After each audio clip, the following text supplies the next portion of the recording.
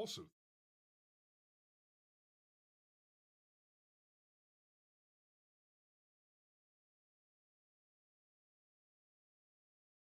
was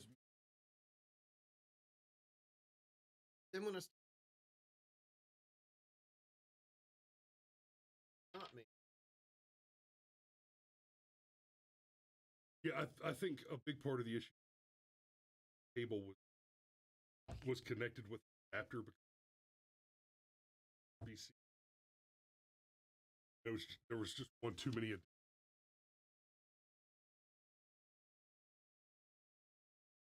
Yeah, it was kind of a cheap, flimsy adapter too.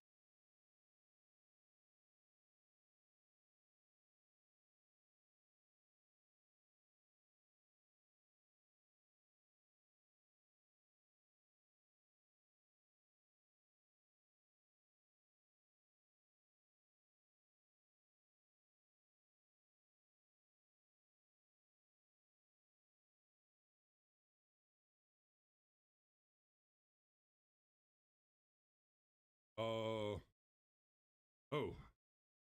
I think the problem with the audio is one of us, and it was probably me, I kicked a cable earlier and took the mixing board for a ride. That should be better. How's the audio coming through there, guys? Y'all let me know. I'm about to run the sounder.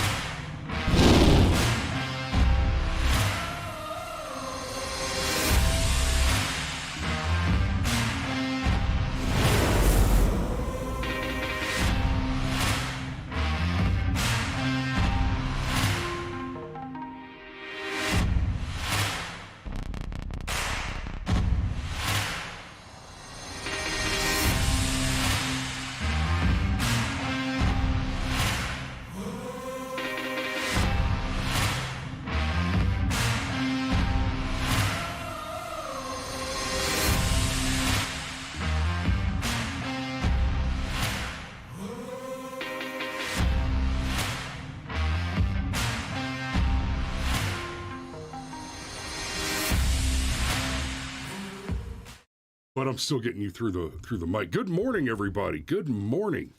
Yes. Good morning. It's guess who's back? We're back again. Guess who's back? Guess who's back? I briefly considered doing the thumbnail this morning out of that old movie, We're Back, A Dinosaur Story. Remember that one? It's the one we all saw once because we were hoping for something. We were hoping for the next Land Before Time, and it wasn't. It wasn't bad, but it wasn't. It's not one that you keep going back to. Sean brings up the thing from the Atlantic. That's yeah, we might do that tomorrow. Maybe we haven't discussed it yet, but I'm pretty sure we've both seen it. The headline on that is no amnesty.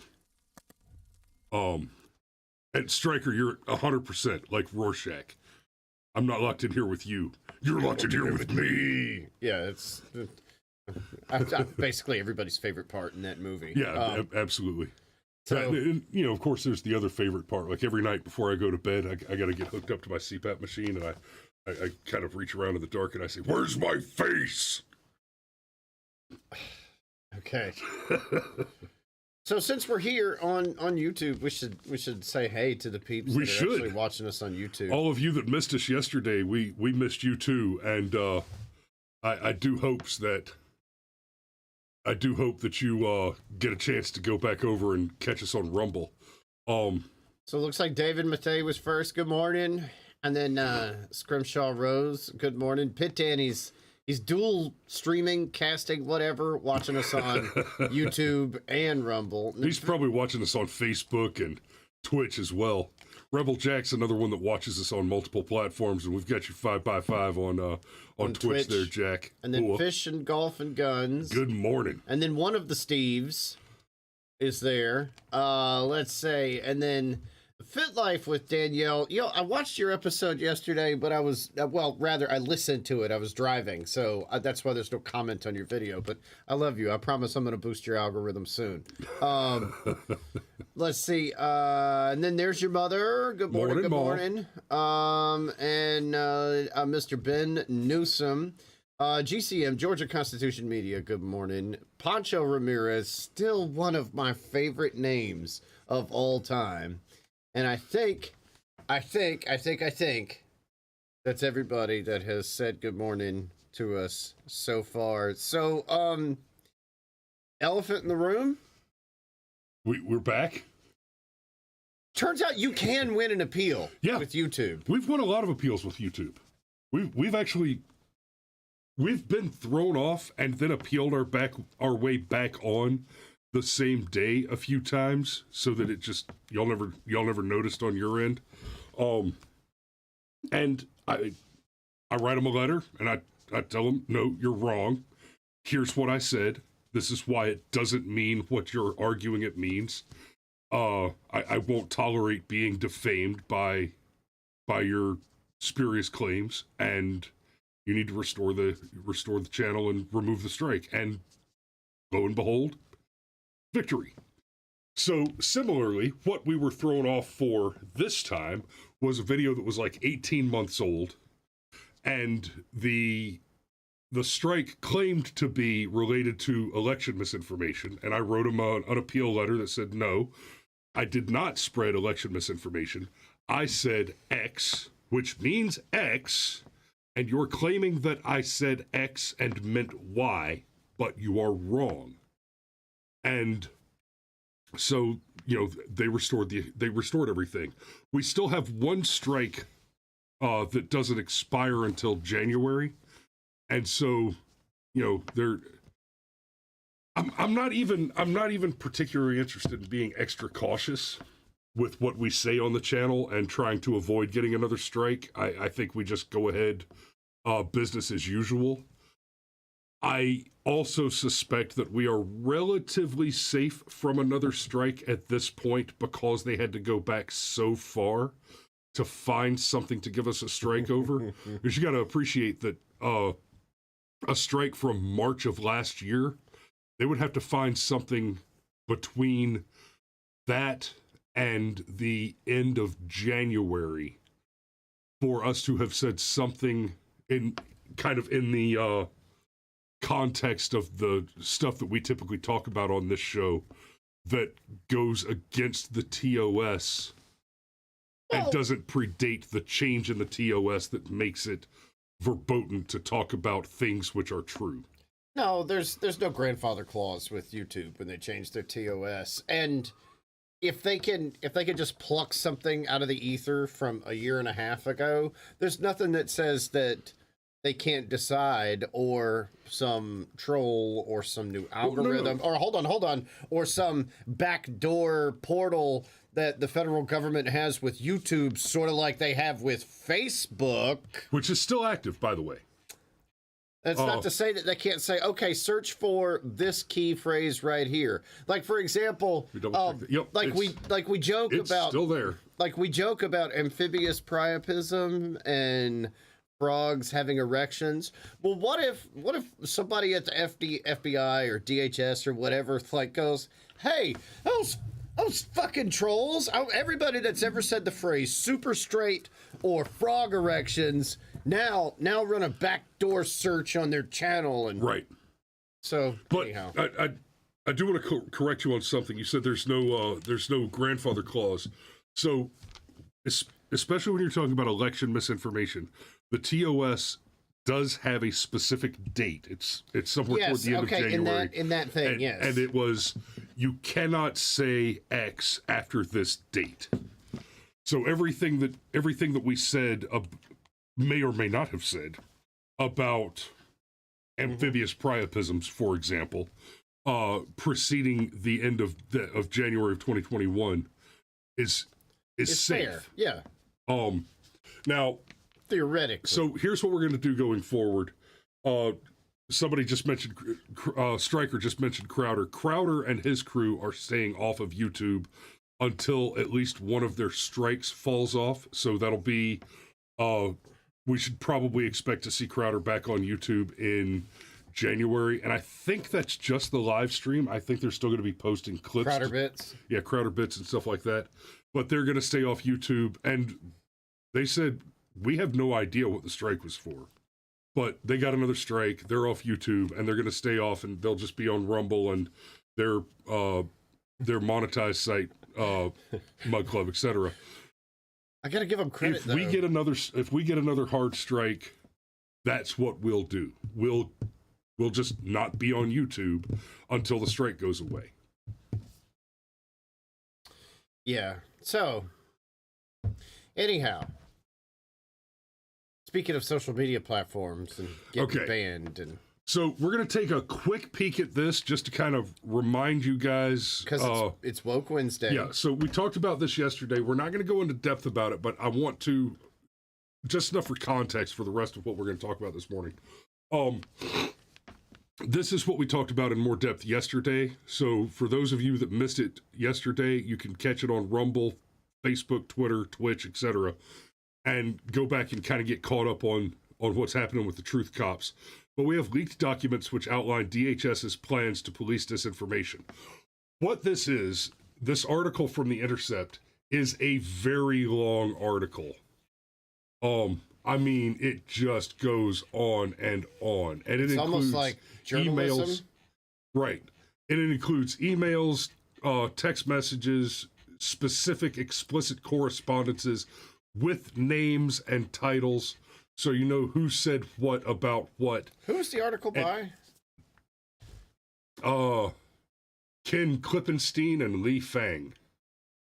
That's a name right there. Yeah, it is. I'm the Klippenstein. I am Lee Fang. Yeah, just all the racist jokes right there. Oh yeah. Right so, there.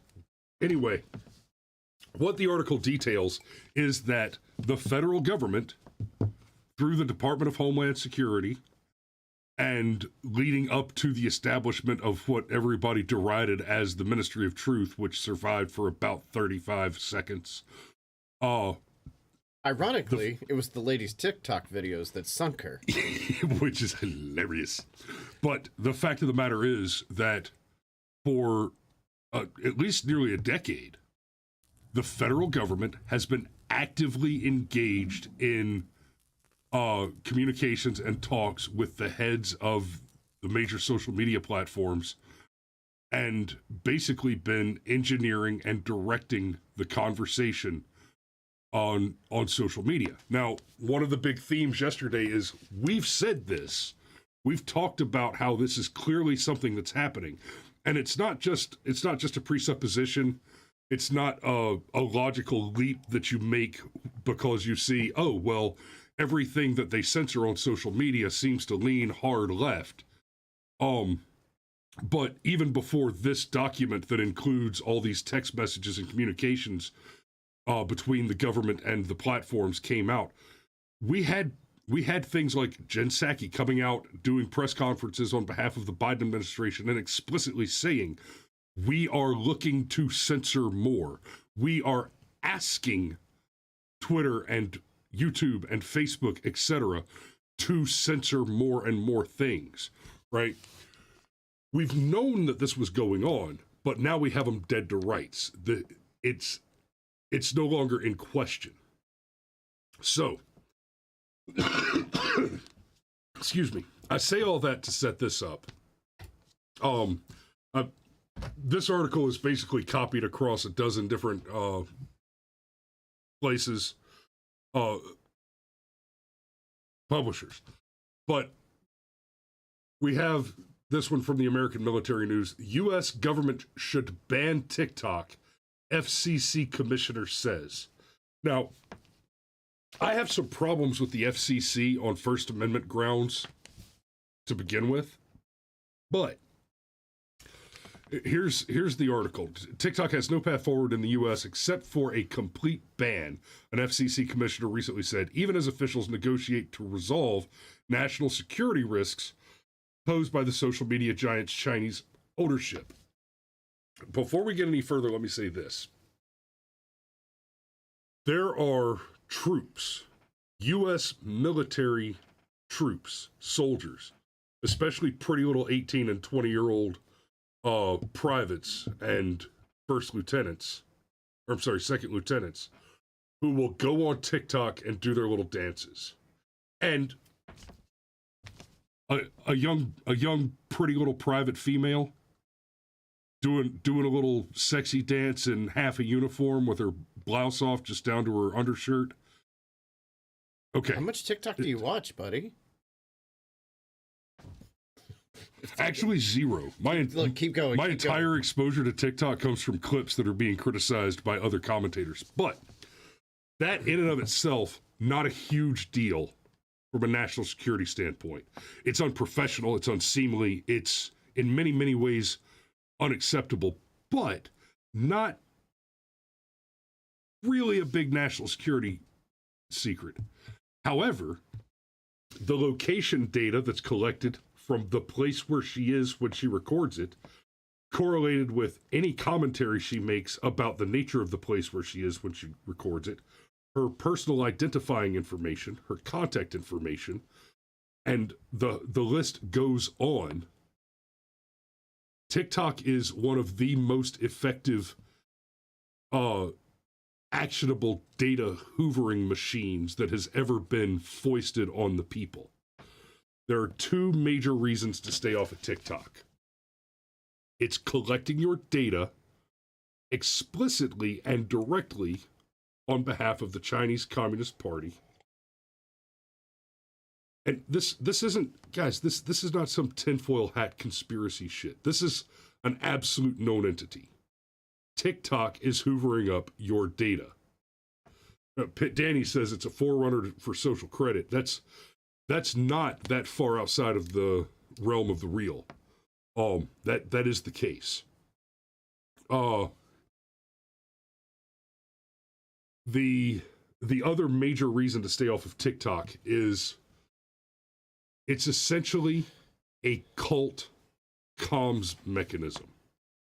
TikTok works off of denying any information that is contrary to active narrative. So if, for example, you're a young trans and you're planning on cutting your tits off, TikTok will tell you that's a good thing, and anybody who says different hates you. TikTok will tell you that anybody who loves you enough to protect you against voluntarily mutilating your healthy body doesn't actually is committing an act of hate against you. Well, isn't it funny? Trump was like, maybe we should ban TikTok, and Trump was the evil fascist orange Cheeto dictator. But now that the Biden admin's like, maybe we should ban TikTok. Oh, okay, we should take this seriously. It's a national security threat. And then you've got the additional layer, and we were talking about this in the lead up to the show. Anytime you go into a group and you have the cult mentality, and suddenly any criticism that does not both comport with the narrative of the group and or come from inside the group itself is completely invalid, okay? And it doesn't matter if you join a cult or if you join a gang or if you join an MSM or if you're part of a sales program, whatever. And it's this fine line that you have to walk. Okay, like if you're going to have a commission sales job, you better be completely about that job. Otherwise, you will not be able to pay your bills. But you reach a certain point where, like, you need to shut it off so you can go to sleep at night. Right. Right. Okay. But suddenly with TikTok, oh no, we're all just going to look the other way and let our kids fucking have access to this. Yeah. And I mean, my kids don't have TikTok. That's oh, good. I have things about TikTok I can't tell you because it would be a problem. I don't have a TikTok account, but I have. Do you use it to advertise your OnlyFans? No, bro, if I had an OnlyFans, you think I'd be sitting here wearing a used leather jacket?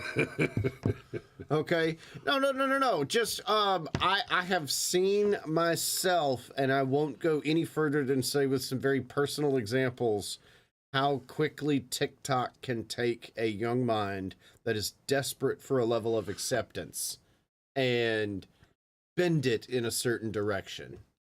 Right. So, like, okay, my kids' friends all have phones. They all have cell phones, right?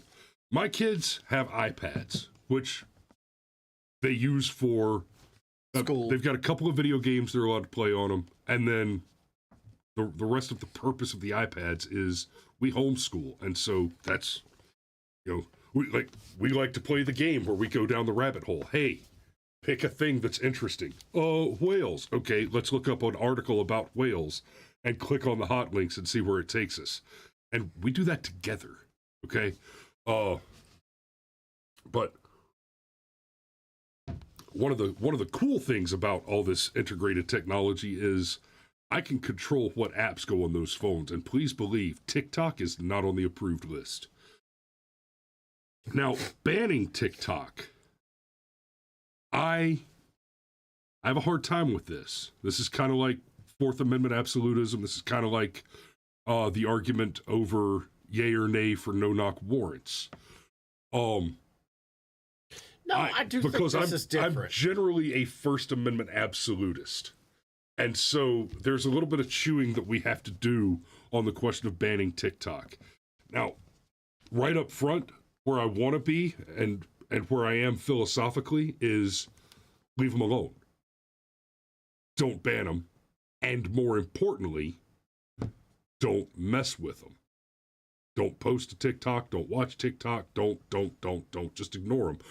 Starve them for attention. Deny them their product. Unfortunately, the influence of TikTok is extremely invasive. And just like we've talked about Fourth Amendment problems, where I want to be a Fourth Amendment absolutist, but the Fourth Amendment absolute position has been abused to such an extraordinary degree by terrorists, human traffickers, gangsters, drug dealers, etc., that it poses a whole nother set of problems. So on the First Amendment question... Well, the question you're asking is, does it violate the First Amendment to ban TikTok? Like, that's really the question. And here's the thing, okay? Like, we are currently in your basement. You can say, Cameron, if you say X, Y, and Z, I'm going to ask you to leave my house. And if you don't leave my house, then I'm going to make you leave my house. And then if you don't leave my house, the coroner's going to make you leave my house. Okay? Arguably, you violated my First Amendment and my Fourth Amendment and all these things. Well, no, it's your house. It's a private company. Okay? And that's what they love to say. It's, oh, well, it's a private company. Twitter's a private company. And Facebook's a private company. And YouTube's a private company. Okay? It's funny, that Twitter thing, though. That one's changed. But anyhow, but they say it's a private company. Yeah, Twitter actually is a private company. I know, but they say, oh, it's a private company. It's a private company. Okay, cool. But the problem is, of course, the fact that the government is involved in that private company. And you cannot separate out TikTok from the CCP. We're not violating somebody's civil liberty by saying, no, fuck that cancer from the CCP. We're restricting the commies from being able to socially infect our zeitgeist. And that is different. Agreed. And I think the correct way to think about it is this. So, dude, if is that ear giving you trouble? No. Okay. No, the ear is literally giving me, not the can. Okay, gotcha. Because I tripped over this cable earlier. No, it's fine. Keep going. But we're good. Okay, so here's what you got. The lefties like to argue it's my private company, my private platform. They can do whatever they want. No. The difference between a platform and a publisher is important because it is the difference between whether or not the platform or the publisher engages in speech. It's not a question of whether or not they're authorized to censor speech. It's a question of whether or not they engage in speech. The whole point to the exemption, I've got 242 on the brain, and now I can't remember what the No, we're just keep going. It doesn't matter. But the whole point to the platform exemption that was created, that is used by YouTube and the like to censor speech, is the argument that the platform doesn't make statements itself. Every statement that is made on the platform is made by a user of the platform, and that person bears responsibility for anything that they say. Yeah, it's you're driving down the highway. It's not the highway's fault you didn't follow the speed limit. Right. If I were to say on here right now, for example, that Steven Crowder looks like a woman, and he wanted to sue me for defamation, he couldn't sue YouTube, Rumble, Twitter, etc., where all the platforms were on, because they didn't say it. I did. And that's the argument for the platform position. So when a platform removes speech, what they're doing is they're engaging in editorial activity. They are endorsing speech they don't remove. That's not an opinion, that's the law where the publisher's concerned. Because if you remove some speech, then what speech you don't remove, you bear responsibility for as a publisher. That's why the New York Times, CNN, etc., can be sued by, Nick Sandmann, for example. Because it is the publisher that is responsible for the statements. What we have come to now is the platforms enjoy both the ability to editorialize like a publisher and the immunity from responsibility like a platform. Now, I believe the platforms should be immune from responsibility for speech made using the platform. Just like the telephone company is immune from speech that you make over the telephone. If I call Cameron and we talk about where to bury a body, right? It's not AT&T's fault. Correct. So they don't need to throw us out. Now, with TikTok, what you're looking at, the other part of the problem is, Section 230. Thanks, boss. Tariq Muhammad reminded me of Section 230, and that's why the 242 is stuck in my head, and I couldn't get back to 230. Excuse me. Some of these platforms, what you're looking at is they're engaged in the activity of a publisher, but they enjoy the immunity created by Section 230, which means that they are exercising rights without responsibility or liability. Second Amendment. I'm a Second Amendment absolutist, right? You've heard me be real hard on people who have even talked about voting for gun control. I'm a Second Amendment absolutist. But let's be clear. The right to keep and bear arms does not entail the right to commit murder. Right?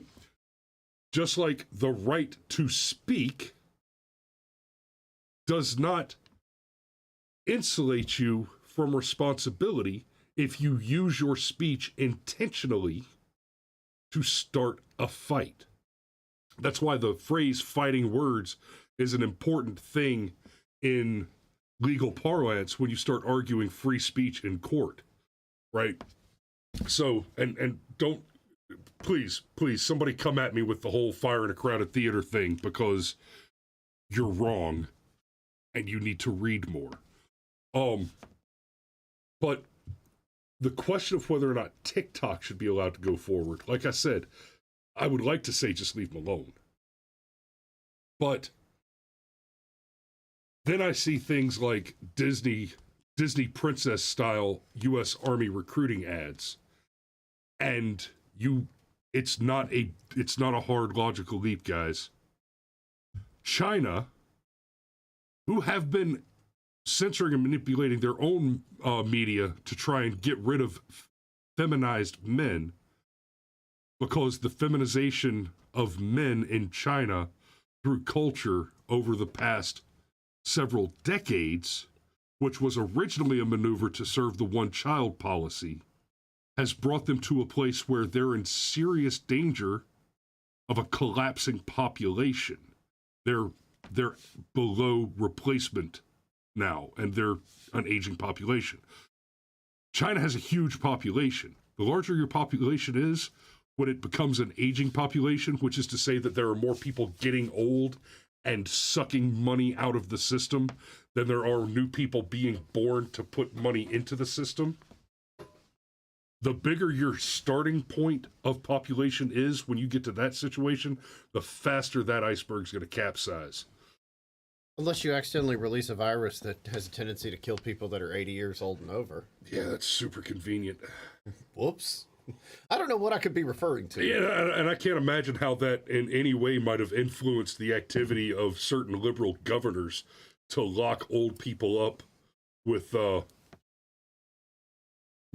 young COVID carriers. Yeah. Some of them were, like repeat felons and stuff like that. Like, whatever. Yeah.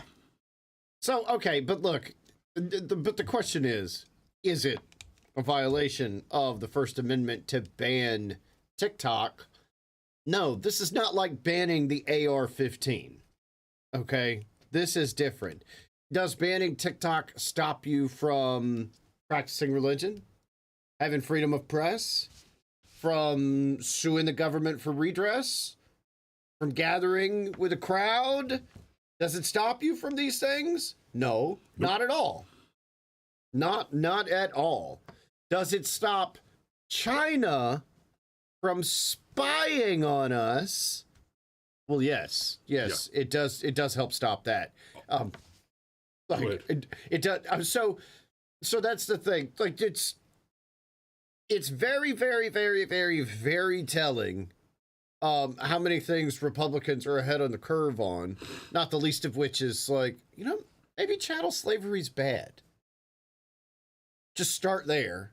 But then more recently, like this example where Trump's like, yeah, this TikTok thing where China's just stealing all your data. It's weird. Maybe we should not do that. Oh, well, you're the orange Cheeto Hitler. No.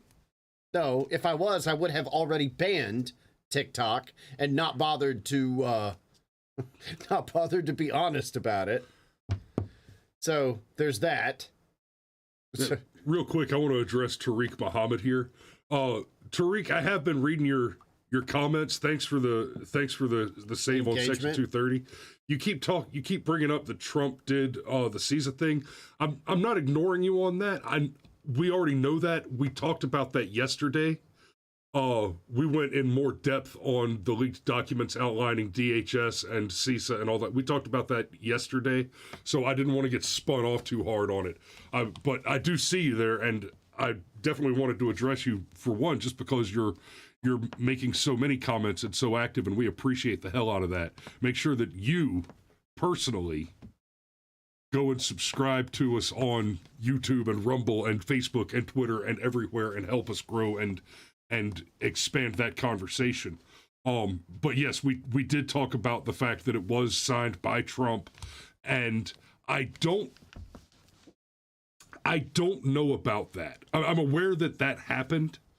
That Trump would have signed the CISA thing surprises me, and it makes me wonder if and how he was conned into doing that. Because, like I've said anyway, many times on the show, one of the only things that Trump really got wrong was the bump stock ban. And I think he made that mistake. And I think he later understood that it was a mistake, because it happened early in his presidency. He was still even more naive about the nature and the evil of politics and the nature and evil of the communist left, that he honestly believed with the bump stock ban that he could give a little to get a little, that he could say, okay, well, here's a concession Now we can be friends again. I think he honestly believed that that's how politics worked, and was painfully surprised by how he gave a little, and well, that's how business negotiation works. And Meet me for lunch at the fancy restaurant. Right. I'll pick up the tab, but you listen to my pitch. Yeah, and another pro tip, by the way, just because you paid for lunch doesn't mean that bitch is buying anything. I paid for a lot of lunches that didn't go nowhere. Oh, no, but I mean, that's how you play the game, though. Oh, yeah. Oh, yeah. I paid for a lot of lunches that went somewhere, and they went there hard. Right. Anyhow, But, yes. It's after 8. It's not, I don't think it's a violation of the First Amendment. I don't. You're not stopping American citizens from saying and doing anything that they want, including making similar videos on Instagram. YouTube's even got a TikTok-like feature now where you can do a 60-second short. TikTok just happens to not give a flying damn about copyright. Right. So if you want to drop any song or quote or whatever into your TikTok video, you can. It just has a bunch of filters and everything else. Like, yeah, I mean, it's China. Like, the theft of intellectual property is basically what China does. And the other piece of the other little, like, just kind of update. Yes, YouTube has kind of a TikTok version of things. So does Facebook. And Elon said he's talking about bringing back Vine, which would essentially mean that Twitter would have a TikTok function on it. But as much as I don't want this to sound like a defense of the censorship practices of YouTube, Twitter, and Facebook, having the TikTok activity on those platforms instead of the Chinese-controlled TikTok would be a net positive. Maybe not much of one, but technically a net positive. And I think that's about all I've got to say on and there's work this morning without going down some more rabbit holes. Yeah, and there's work. You have work, I have work. Yeah. All right, y'all be safe out there. We love you, and we'll see you tomorrow.